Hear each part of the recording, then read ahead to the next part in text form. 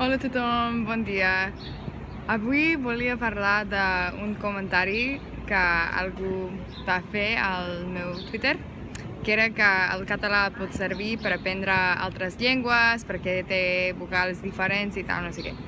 I que és una llengua bastant desenvolupada o no sé què. I crec que la gent no hauria de defendre el català en plan et pot servir per aprendre una altra llengua o per això o per allò, perquè realment el valor d'aprendre el català és poder parlar en català.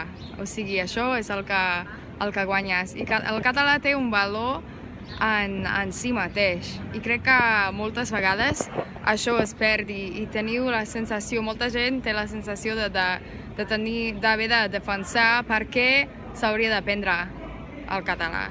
I crec que no hauria de ser així, perquè té molt valor, és una llengua super bonica, una llengua molt interessant, que té coses que no té cap altra llengua, frases, la gramàtica, la història, les paraules curioses, o sigui, el català té...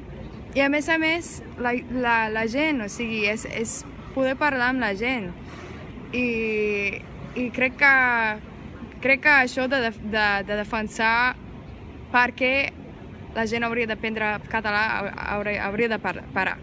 La gent hauria de parar de fer això, perquè realment és trist haver de defensar per què donar un respecte a una cultura que és super rica, que té una història meravellosa i una gent super interessant i gent que ha fet moltes coses al món també. I això és tot.